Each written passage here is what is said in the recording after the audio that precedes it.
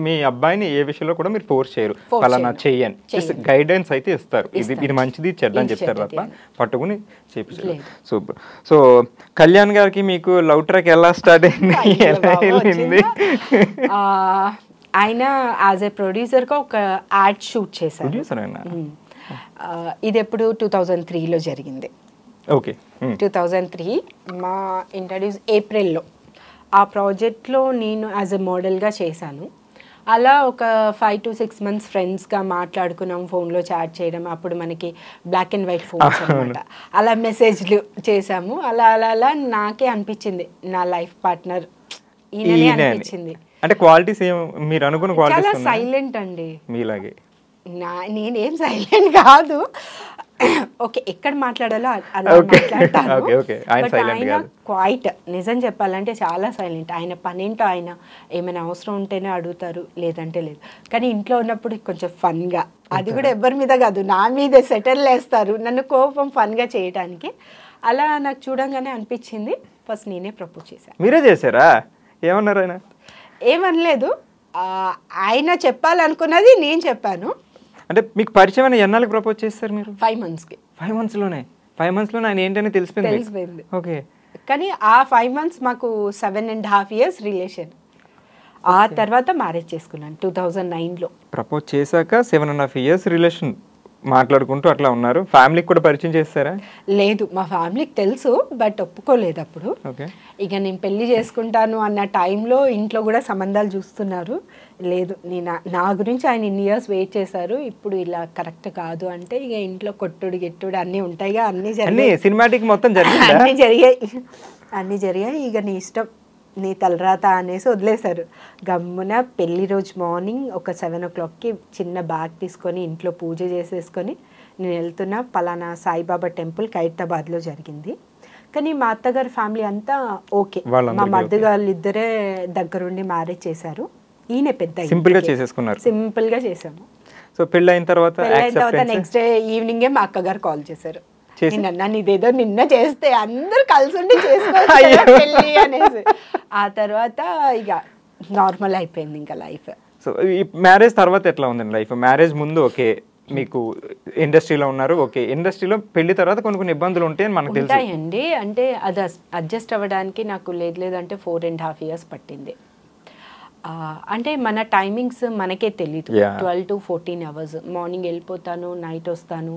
So మా అత్తగారు ఆవిడ అనే కాదు కానీ ఇప్పుడు చుట్టుపక్కల వాళ్ళు ఉంటారు, ఏంటి మీ కోడలు ఇట్లా వెళ్ళి వస్తుంది, ఈ కాస్ట్యూమ్స్ వేసుకుంటుంది. నేను క్యాజువల్గా వెళ్తాను, జీన్స్ అండ్ టాప్ అలా అనేసి పెద్ద ఓవర్ స్కర్ట్స్ గిట్స్ అలా కాదు, సింపుల్గా వెళ్తాను, సింపుల్గా వస్తాను.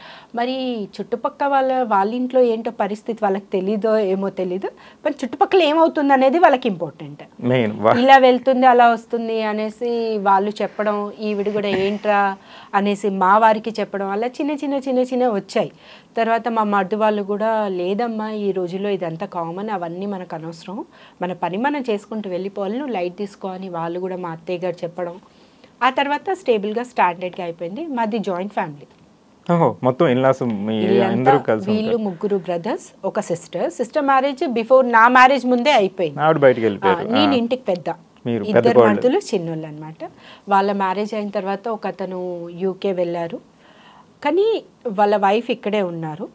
ఒక పాప పుట్టిన తర్వాత యూకే కొత్త షిఫ్ట్ అయ్యారు. కానీ మిడిల్ బ్రదర్ వచ్చి ఒక 2 years ఉన్నారు, మళ్ళీ ఆయన కూడా యుఎస్సి వెళ్ళారు. ప్రెసెంట్ ఇప్పుడు ఎవరు వచ్చినా మొత్తం జాయింట్ ఫ్యామిలీ లాగే ఉంటుంది. సో మీది సేమ్ ఉప్పెన స్టోరీలో ఉందండి, 3 brothers.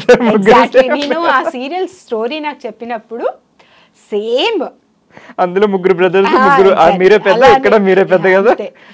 చాలా మంచి సీరియల్ అది ఉప్పెన, చాలా అసలు నా హార్ట్ఫుల్ సీరియల్. ఆఫ్టర్ మొగల్ రేకులు అంటే అంత ఎమోషనల్ కాదు, కానీ ఆడవాళ్ళకి కొన్ని చాలా ఇబ్బందులు ఉంటాయండి. ఎంత చదువుకున్నా సరే నువ్వు హోమ్ మేకర్ గానే ఉండాలి, పిల్లలకి నువ్వే చేయాలి అనేది మనము ఇప్పుడు కాలంలో ఇప్పుడు ఒక 10 years నుంచి లేదు, equal to wife and husband ఇద్దరు బ్యాలెన్స్ చేస్తున్నారు.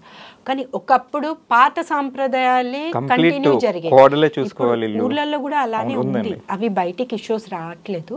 సో సేమ్ కాన్సెప్ట్ అన్నమాట అది.